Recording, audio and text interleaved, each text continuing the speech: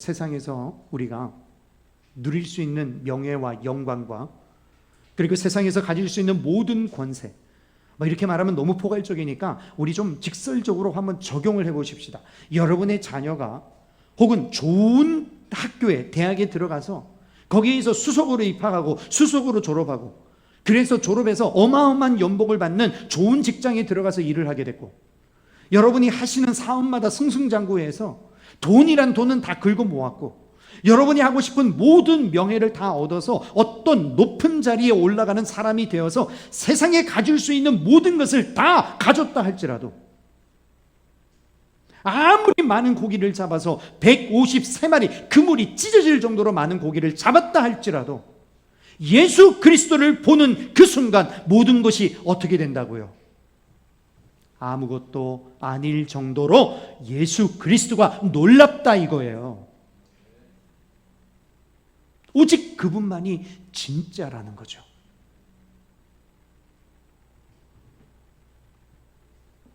비교할 수가 없는 거예요. 이분만이 진정한 샬롬이요 평강이더라는 거예요. 근데 더 놀라운 말씀은 제자들이 그렇게 주님께 왔더니 고기가 다 때려치고 다 주님 불러서 주님께 왔더니 주님이 이미 뭐 하고 계셨어요? 제자들을 위해서 떡과 생선을 준비해 놓고 계셨어요. 주님이 제자들이 잡아온 생선으로 요리하신 게 아니에요. 여러분 본문 한번 잘 읽어보세요. 주님은 이미 떡과 생선을 준비해 놓고 제자들 기다리고 있었어요. 그리고 그때까지도 이 제자들은 자기가 얼마를 잡았는지 그냥 많이 잡았다라고만 알고 있었지 얼마를 잡았는지도 몰라요. 주님이 야 얘들아 니들이 잡아온 그거 한번 가져와 봐라. 그랬더니 그제서야 물고기를 세 봤더니 몇 마리더라? 153마리더라 나와요. 그들을 직접 초대하신 주님이 준비하신 식탁은 누구의 것으로 준비하셨다고요? 주님의 것으로 준비하셨단 말이에요. 이 선하신 목자 되신 우리 주님, 이 목자는 거친 밤바다 속에서 힘들고 어렵게 인생을 살았고 또 밤새 자기의 힘으로 고기를 끌어올리려고 애를 썼던 이 제자들, 아니 오늘 이 시대 저와 여러분들을 위해서 밤이 맞도록 식탁을 준비해 놓으신 겁니다. 제자들은 니들이 잡아온 고기 얼마나 잡았니? 라고 물어봤을 때야 겨우 물고기를 세어봤을 정도였어요. 얼마나 많은 물고기, 대단한 물고기 떼입니까? 그물이 찢어질 만큼이었으니 대단하죠. 그러나 그들은 그 고기를 자기들의 자랑으로, 자기들의 업적으로 주님 앞에 가져오지 않았습니다. 여러분 오늘 이 예배에 여러분은 무엇으로 나오셨어요? 주님, 내가 하나님 앞에 이렇게 예물 드리니까 받으시고 주님 아시죠? 채워주셔야죠. 내가 드렸으니 인생은 기브 앤 테이크 아닙니까? 내가 드렸으니 채워주셔야죠. 혹시 여러분의 가진 것으로 주님 앞에 나오지 않으셨습니까? 죄송하지만 주님은 이미 주님의 것으로 식탁을 다 차려 놓으시고 우리를 초대하셨습니다. 자, 그러니까 제자들이요, 주님이시다. 그러니까 막 심장이 뛰기 시작하는 거예요. 그러면서 이미 전에 내가 너희를 사람을 낚는 어부가 되게 하겠다라는 이 주님의 말씀이 생각이 났을까요? 안 났을까요? 당연히 났겠죠. 지금 상황이 그때랑 지금이랑 똑같아요. 그때도 밤새 지치고 힘들고 열심히 고기 낚았지만 낚지 못했던 그 일들, 오늘 이 아침에 일어난 이 일들과 너무너무 똑같아요. 마치 데자부와 같은. 그들의 마음에 생각이 났을 겁니다. 그리고 그들은 주님께서 흩어진 자기들을 목자가 되셔서 다시 양떼를 불러 모으듯이 자기들을 부르고 있다라는 사실을 깨닫기 시작했던 거예요. 사랑하는 교회 여러분, 주님은 이렇게 자신이 다 손수 준비하신 그 식탁으로 제자들과 저와 여러분들을 초대하시는 줄로 믿으시기 바랍니다. 그리고 나서 주님이 이렇게 말씀하세요.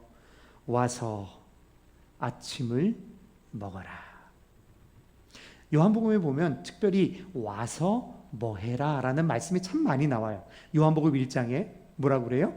와서 보라. 그죠? 와 보라. 와서 보라. 또 주님이 제자들에게 여러 번 걸쳐서 뭐라고 말씀하십니까? 나의 멍에를 메고 내게 와서 배워라. 여러분 앞에 차려진 이 식탁이 어떤 식탁인지 여러분 아세요? 요한복음 전체에서 예수님이 제자들하고 떡을 떼고 밥을 먹는 식사를 하는 그 식탁의 모든 장면들이 주님이 그 장면에서 항상 하셨던 게 뭐였는지 아세요? 식탁에서 주님은 항상 하나님의 말씀을 가르치셨어요. 주의 말씀이 선포되고 그들이 배움을 받았던, 주님으로부터 배웠던 장소가 어디라고요? 밥상이라고요. 밥상. 식탁이라고요. 그래서 주님이 말씀하시는 거예요. 내게로 와서 쉼을 얻어라. 그들을 쉬게 하고 그의 어깨에, 그의 가슴에 사랑하는 제자들을 기대게 했던 곳이, 장소가 어디라고요? 식탁이라고요. 인생 속에서, 경쟁 사회 속에서 우리는 남한테 지면 돼요, 안 돼요? 우리는 안 돼요. 그렇기 때문에 우리는 항상 누구라도 싸워서 이겨야 되기 때문에, 아니면 내 가정을, 내 삶을 지킬 수 없는 것 같은 그런 각박함 때문에 우리는 정말 쉴 틈 없이 살아갈 때가 너무너무 많습니다. 왜? 성공하지 않으면 내가 도태될까 봐. 그러나 여러분, 여기 주님께서, 그 세상의 성공과 비교되지 않는 주님께서 여러분에게 이 가슴을 내어놓고 계십니다. 내게로 와서 쉬어라. 수건을 동이시고 물을 떠서 제자들의 발을 씻기신 곳이 어디예요? 식탁이에요. 그 주님께서 이제 제자들을 위해서 손수 아침을 준비하셨습니다. 제자들은요, 자기 배 타고 나가서 자기 고기 잡기 위해서 밤새 지치면서 고기를 건져볼까 애쓰던 그 제자들을 위해서 주님은 이 식탁을 준비하고 계셨던 거예요. 그곳에 주님은 떡을 놓았습니다. 광야에서 지치고 배고픈 이들을 먹이셨던 그 주님. 그래서 5병이요. 떡이 몇 개? 5병. 떡이 5개? 별이 5개가 아니고 떡이 5개? 이것도 모르시는 분이 계시는데, 어때 침대 선전 보니까 별이 5개 그러더라고요. 떡이 5개. 몇 마리요? 2마리. 근데 오늘 본문에 다시 한번 그 떡과 물고기가 등장하고 있어요. 여러분, 이 떡과 생선이 왜 등장했는지 이제 좀 아시겠어요? 이 떡은 주님이 이미 뭐다라고 해석을 해 주셨어요? 안 해 주셨어요? 해 주셨죠. 이 떡은 너희를 위하여 주는 나의 몸이니 받아 먹으라. 이 떡은 나의 몸이다. 생명의 떡이다. 주님이 요한복음 6장에서 그토록 분명하게 해석해 주신 것처럼 나는 하늘로부터 내려오는 생명의 떡이라. 바로 그 떡을 주님은 저와 여러분에게 이 시간 내어놓고 계십니다. 그 생명을 나누어 주실 그 떡을 우리를 위하여 준비하고 계시는 겁니다. 우리 예수 그리스도의 그 의를 우리를 위하여 준비하시고 나누어 주셨습니다. 그리고 예수 그리스도의 순종을 내어 주셨습니다. 이 세상의 생선이 아니라, 제자들이 잡은 그 생선이 아니라 하늘나라의 물고기를 우리에게 내어 놓으셨습니다. 불을 피우고 그 떡과 그 생선을 구우셔서 우리에게 먹이십니다. 이게 주님의 식단입니다.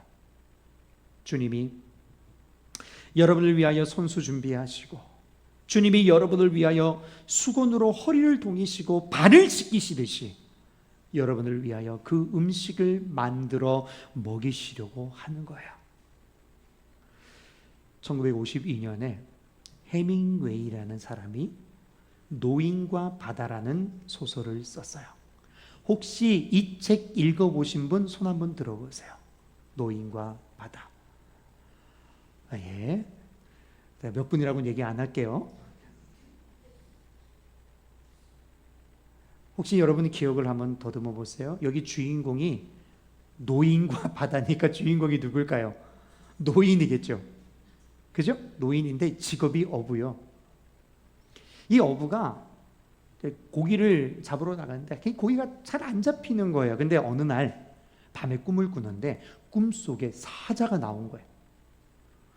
모르겠어요. 이 해밍웨이가 살았던 그 지역에 사자가 나오면 길몽인지 뭔지 모르겠는데, 아무튼 이 사자를 꿈을 꾸고 나서, 야, 오늘은 날인가 보다, 나가서 내가 고기 잡아야 되겠다 라는 소망을 가지고 배를 끌고 나갔어요. 근데 정말 꿈이 맞았는지 엄청나게 큰 물고기를 잡았어요. 너무 커가지고 자기 배에 싣지도 못해. 그래서 자기 배에다 묶어서 항구로 돌아옵니다. 그런데 앞불싸 상어떼를 만난 거예요.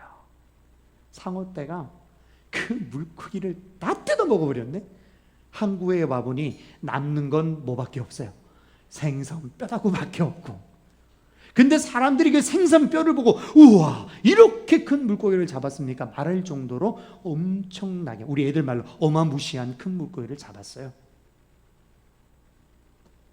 해밍웨이는 이 노인과 바다라는 소설을 쓰면서 엄청나게 인기도 끌었지만 노벨 문학상을 받았습니다.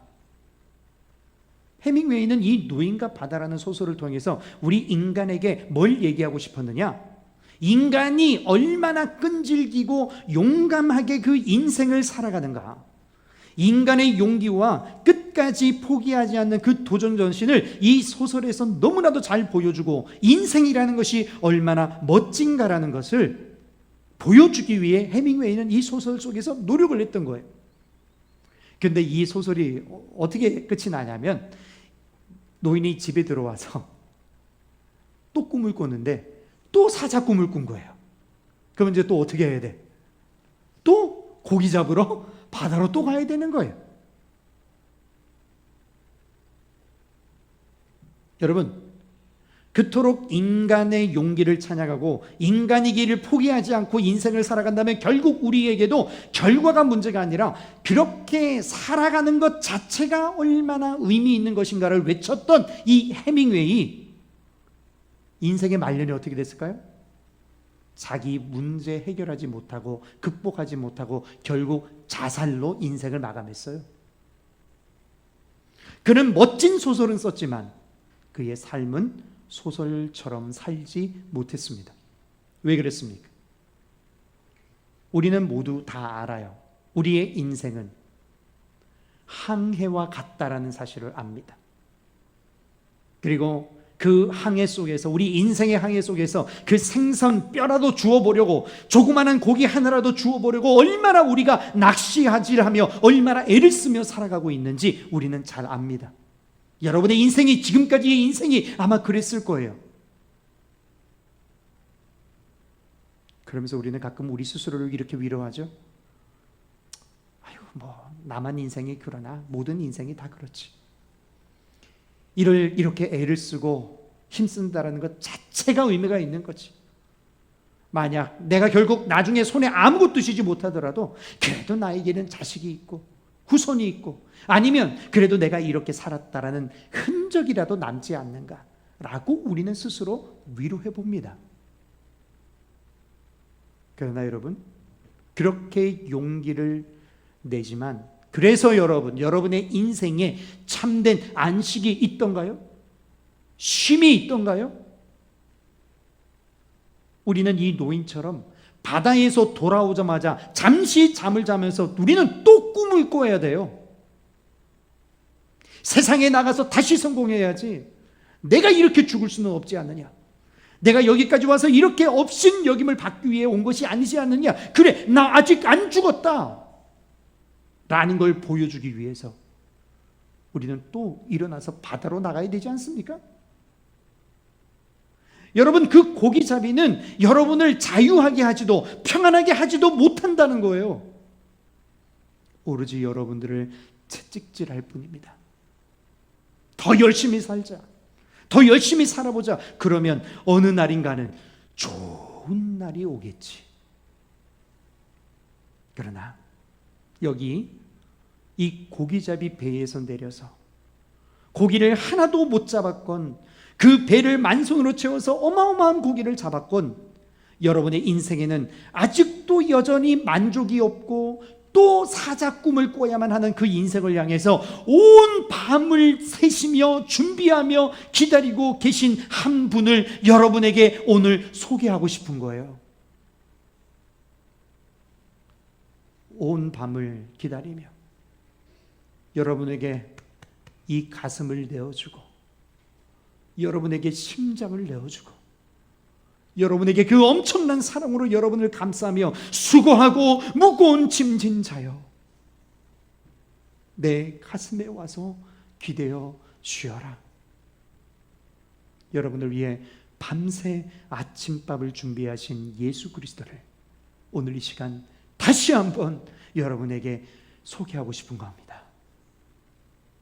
아무것도 잡지 못해서 여러분의 인생이 마치 빈손과 같아서, 아니면 엄청나게 많은 물고기를 잡아서 마치 성공했다라고 생각할지 몰라도, 여러분을 위해 준비한 주님의 식탁은 똑같아요. 나로 인하여 먹고 배부를 것이다. 여러분, 그래서 구약의 시편 기자는 이것을 이렇게 표현해요. 여호와의 선하심을 뭐 해서 알지어다? 맛보아 알지어다. 맛보아 알지어다. 여러분, 어디에 여러분의 진정한 소망과 여러분의 진정한 안식과 여러분을 향한 진정한 만족을 약속하는 곳이 어디 있습니까? 바로 이곳에 주님은 여러분의 발을 씻길 뿐만 아니라 여러분을 위하여 식탁을 준비하고 여러분이 누릴 평안을 준비하십니다.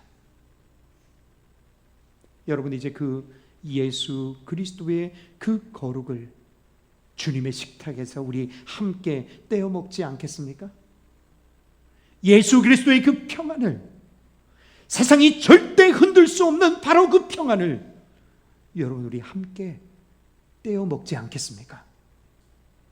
예수 그리스도의 순종을, 우리로서는 단 한 계명도 지키지 못해서 절망하고 쓰러질 수밖에 없는 우리를 향해서 주신 그 예수 그리스도의 완전한 순종을 우리 주님으로부터 받아서 나누어 먹지 않겠습니까? 예수 그리스도의 인내를, 그리고 예수 그리스도의 그 용서를 여러분 오늘 이 시간 함께 떼어 먹기를 바랍니다.